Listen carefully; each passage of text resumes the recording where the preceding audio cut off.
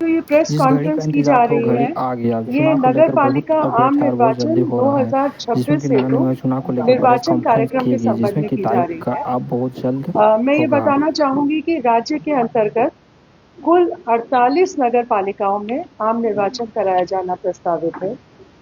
इन 48 नगर पालिकाओं में 9 नगर निगम है, 20 निर्वाचन अप्रत्यक्ष रूप से होगा।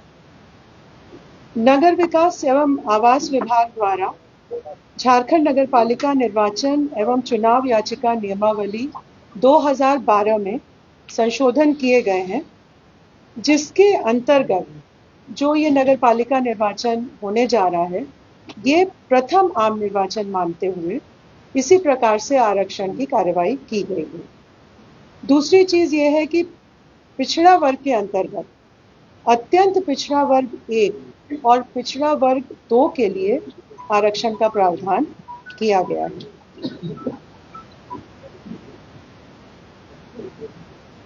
जहां तक मतदाता सूची का प्रश्न है, भारत निर्वाचन आयोग द्वारा 1 अक्टूबर 2024 को एलिजिबिलिटी डेट मानते हुए जो विधानसभा निर्वाचन क्षेत्र के लिए मतदाता सूची तैयार की गई है, उसी को ही आयोग द्वारा वार्ड वार विखंडित किया गया है, उसका डिसइंटीग्रेशन किया गया है। और इस मतदाता सूची के अनुसार नगर पालिका क्षेत्र में कुल मतदाताओं की संख्या 43,33,574 है, 43,33,574, जिसमें पुरुष मतदाता 22,07,203 है और महिला मतदाता 21,26,227 है। तृतीय लिंग के मतदाता 144 है। मैं बताना चाहूंगी कि मतदान के लिए जो आइडेंटिटी, जो पहचान सुनिश्चित करने के लिए डॉक्यूमेंट है, एक तो एपिक है जो इलेक्शन कमीशन देता है, मतदाता पहचान पत्र। उसके अलावा अन्य वैकल्पिक जो डॉक्यूमेंट्स हैं, जैसे कि बाकी असेंबली इलेक्शंस में होते हैं, निर्वाचन तंत्र द्वारा जारी प्रमाणिक फोटोयुक्त मतदाता पर्ची, पासपोर्ट, ड्राइविंग लाइसेंस, केंद्र सरकार, राज्य सरकार, सार्वजनिक क्षेत्रों के उपक्रम, स्थानीय निकाय या पब्लिक लिमिटेड कंपनी द्वारा उनके कर्मचारियों को जारी किए गए सेवा पहचान पत्र जो फोटो युक्त होने होंगे। इसके अलावा पैन कार्ड, आधार कार्ड, एनपीआर, एमजी नरेगा के अंतर्गत फोटो युक्त जॉब कार्ड, फोटो युक्त स्वास्थ्य बीमा योजना या स्मार्ट कार्ड, फोटो युक्त पेंशन पेपर, ये सभी डॉक्यूमेंट पहचान के लिए वैलिड माने जाएंगे। कुल मतदान केंद्रों की संख्या 4,304 है, जो कुल 2,129 भवनों में अवस्थित हैं। मतदान केंद्रों में आधारभूत न्यूनतम सुविधाओं का प्रावधान किया गया है जिला निर्वाचन पदाधिकारी द्वारा। पेयजल की व्यवस्था, शौचालय, प्रकाश, इसके अलावा जो दिव्यांग व्यक्ति हैं उनके लिए रैंप का भी प्रावधान किया जाएगा। विधि व्यवस्था और सुरक्षा बलों की तैनाती, इस हेतु 8 जनवरी 2026 को एक बैठक यहाँ आयोग में आयोजित की गई थी, जिसमें नगर विकास एवं आवास विभाग, गृह विभाग, अपर पुलिस महानिदेशक अभियान, सभी जिला निर्वाचन पदाधिकारी, सभी सीनियर एसपी इसमें सम्मिलित हुए थे। डायरेक्टिंग के समय मतदान केंद्र में और काउंटिंग के समय मतगणना केंद्र में, और जो स्ट्रांग रूम होगा जहां पे बैलेट बॉक्सेस रखे जाएंगे, उसके लिए सुरक्षा बलों की व्यवस्था की जाएगी। जिला उप निर्वाचन पदाधिकारी और निर्वाची पदाधिकारियों का प्रशिक्षण यहाँ पर 2 चरणों में आयोजित किया गया था, 16 जनवरी 2026 को और 22 जनवरी 2026 को, ताकि निर्वाचन से संबंधित जो भी तकनीकी पहलू हैं उनके बारे में उन्हें पूरी जानकारी उपलब्ध करा दी जाए। इन इलेक्शंस के लिए ऑब्जर्वर्स का भी प्रावधान किया गया है, जनरल ऑब्जर्वर्स और इलेक्शन एक्सपेंडिचर ऑब्जर्वर्स। ये पूरी निगरानी रखेंगे इलेक्शन प्रोसेस पे और समय समय पर आयोग को अपना प्रतिवेदन उपलब्ध कराएंगे। ये जो चुनाव कराया जा रहा है नगर पालिका का, ये मतपत्र और मतपेटिका के माध्यम से कराया जा रहा है। पर्याप्त संख्या में मतपेटिका उपलब्ध हैं और इनकी साफ सफाई, रंग रोगन इत्यादि कर दिया गया है और जिला स्तर से मतदान कर्मियों को, मतगणना कर्मियों को इसको ऑपरेट करने के लिए ट्रेनिंग उपलब्ध कराई जाएगी। जो भी पदाधिकारी, कर्मचारी इलेक्शन प्रोसेस में शामिल हैं, वे पूर्ण रूप से निष्पक्ष और निर्भीक होकर चुनाव का कार्य कराएं। इसके लिए दिशा निर्देश जारी किए गए हैं और इसमें किसी प्रकार की अगर कमी होती है या किसी प्रकार का कदाचार होता है तो आयोग द्वारा इस पर कार्रवाई की जाएगी। एक और महत्वपूर्ण चीज़ है कि अगर जहाँ पे भी इलेक्शन हो रहा है उसकी वल्नरेबिलिटी मैपिंग कराई गई है और ये सुनिश्चित किया जाएगा कि जो कमज़ोर वर्ग के मतदाता हैं वो निर्भीक होकर मतदान कर सकें। मतदान दलों का गठन NIC का एक सॉफ्टवेयर है रेंडमाइजेशन के लिए, उसके द्वारा कराया जाएगा जिससे कि इसमें पूरी तरह से ऑब्जेक्टिविटी बनी रहे। इस नगर पालिका आम निर्वाचन में नोटा का प्रावधान नहीं और केवल कैंडिडेट्स को ही वोट देने का प्रावधान किया गया है। आज जो प्रेस नोट के माध्यम से निर्वाचन की घोषणा की जा रही है उसके साथ ही सभी 48 नगर पालिकाओं में आदर्श आचार संहिता लागू हो जाएगी। ये पंचायत और कैंटोनमेंट क्षेत्र पे लागू नहीं होगा, केवल नगर पालिका क्षेत्र पे लागू होगा। मतगणना के बारे में बताना चाहूंगी कि सभी जिला निर्वाचन पदाधिकारी द्वारा मतगणना केंद्र और स्ट्रांग रूम का प्रावधान किया जा चुका है, उसकी स्थापना का कार्य किया जा चुका है। इसके संबंध में डिटेल निर्देश आयोग द्वारा दिए जा चुके हैं।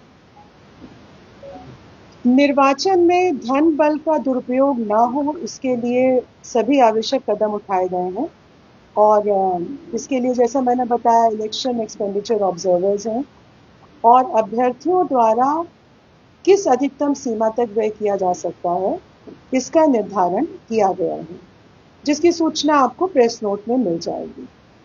एक ये भी निर्देश दिया गया है कि जो भी महत्वपूर्ण चरण है इस निर्वाचन के, जैसे कि नॉमिनेशन फाइल करना, उनकी स्क्रूटिनी करना, जब प्रचार प्रसार होता है तो जो महत्वपूर्ण बैठकें हैं, सभा जुलूस, मतगणना, ये इसमें वीडियोग्राफी कराने का निर्देश डिप्टी कमिश्नर्स को, जिला निर्वाचन पदाधिकारी को दिया गया है।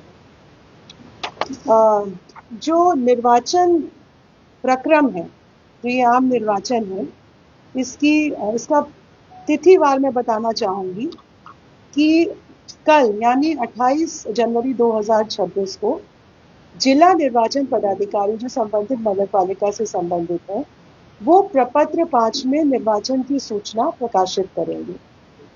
29/1/2026 से 4/2/2026 तक नाम निर्देशन करने की तिथि है, यानी नॉमिनेशन फाइल करने की तिथि है। इसकी स्क्रूटनी 5 फरवरी 2026 को की जाएगी। नॉमिनेशन वापस लेने की तिथि 6 फरवरी 2026 है। निर्वाचन प्रतीक आवंटन की तिथि 7 फरवरी है। सिंबल अलॉटमेंट 7 फरवरी को किया जाएगा और अगर निर्विरोध निर्वाचन नहीं होता है तो मतदान की तिथि 23 फरवरी 2026 होगी और मतदान की अवधि होगी प्रातः 7 बजे से अपराह्न 5 बजे तक।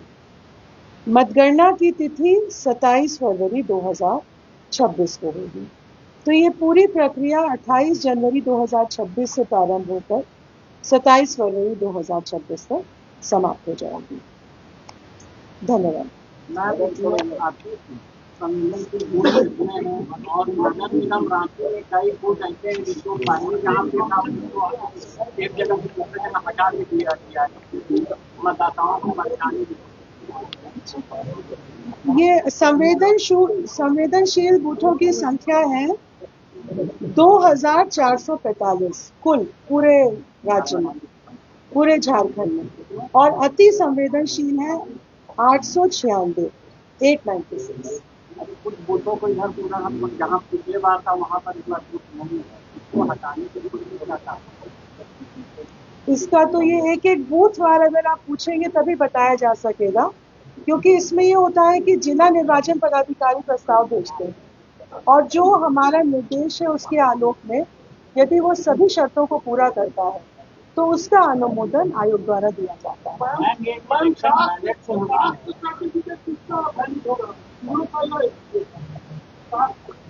कास्ट सर्टिफिकेट जो कार्मिक विभाग का निर्देश है, कार्मिक विभाग की जो अधिसूचना है उसके आलोक में जो भी कॉम्पिटेंट है उनके द्वारा निर्गत कास्ट सर्टिफिकेट मान्य होगा। मैम टोटल कितने पोस्ट पर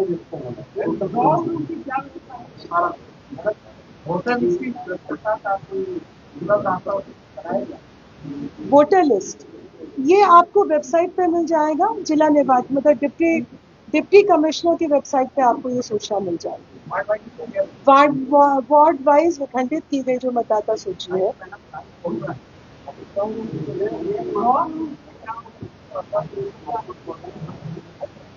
मतगणना केंद्र कहाँ होगा मैम? किसके बारे में पूछ रहे हैं? मतगणना केंद्र जो 15 में था, हाईकोर्ट का आदेश है कि वहाँ पे हटा के दूसरा जगह वैकल्पिक व्यवस्था की है, तो हमको अभी तो वही पर है, अभी उसके बारे में कोई अन्य निर्णय नहीं लिया गया। हाँ, जिला निर्वाचन पदाधिकारी ने जो प्रस्ताव दिया है वो उसी का है, 15 का ही है और वो यहाँ से अनुमोदित। मैम टोटल पोस्ट कितने पोस्ट के लिए? पोस्ट मतलब आप पूछ रहे हैं? एक तो 48 नगर पालिकाओं में महापौर और अध्यक्ष और इसके अलावा वार्ड पार्षद 1087, कुल वार्डों की संख्या 1087 है, तो 1087 वार्ड काउंसिलर्स का। वार्ड या निगम के अध्यक्षों का ये हो सकता है कि घोषणा हो सकती है गवर्नमेंट की ओर से। घोषणा मतलब किसी भी बोर्ड निगम के अध्यक्ष या उपाध्यक्ष या उसके मॉडल कोड लगा हुआ आज से हो गया, तो अभी तो देखिए मॉडल कोड ऑफ कंडक्ट लागू हो गया है, तो अभी कोई घोषणा नहीं हो सकती। किसी भी बोर्ड निगम के अध्यक्ष की घोषणा नहीं होती। जो नगर पालिका से संबंधित जो निर्णय है वो नहीं लिया जाए। मान लीजिए कि महिला है उसके अध्यक्ष की घोषणा होगी तो नहीं होगी। अब ये देखना पड़ेगा, मैंने ये स्पष्ट रूप से बताया कि जो नगर पालिका क्षेत्र है उससे संबंधित कोई निर्णय नहीं लिए जाएंगे और मॉडल कोड ऑफ कंडक्ट जो है वो आप देख सकते हैं, वो आयोग के वेबसाइट पे भी है, तो उसको आप देख लीजिए कि उसमें राशि में कोई सुविधा वगैरह निष्पादित नहीं होगा। नगर पालिका क्षेत्र हाँ।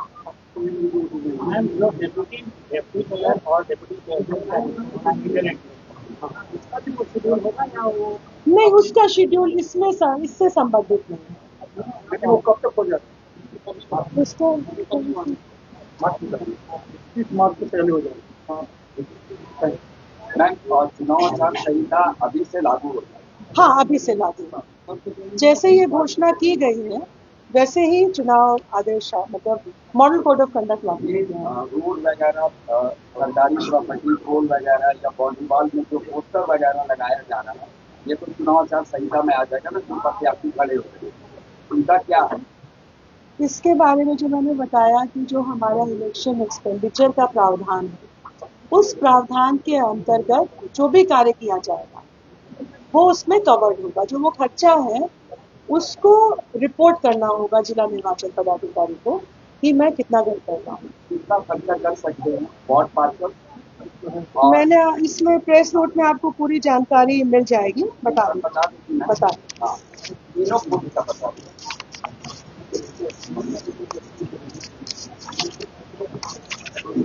जो वार्ड पार्षद है नगर पंचायत में उनके लिए अधिसीमा 1 लाख रुपए है और जो वार्ड पार्षद नगर परिषद में है 1 लाख से कम जनसंख्या वाले नगर परिषद में उनके लिए अधिसीमा 1.5 लाख है और 1 लाख से अधिक जनसंख्या वालों के लिए 2 लाख रुपए और नगर निगम में जहां जनसंख्या 10 लाख से कम है वहां पे 3 लाख और जिस नगर निगम में जनसंख्या 10 लाख से अधिक है वहां पे 5 लाख। ये वार्ड पार्षद के लिए है और नगर पंचायत के अध्यक्ष के लिए 5 लाख रुपए। नगर परिषद के अध्यक्ष के लिए यदि जनसंख्या 1 लाख से कम हो तो 6 लाख रुपए, और जनसंख्या अगर 1 लाख से अधिक हो तो 10 लाख रुपए, और नगर निगम में 10 लाख से कम जनसंख्या के लिए 15 लाख, और 10 लाख और उससे अधिक जनसंख्या के लिए 25 लाख। Thank you.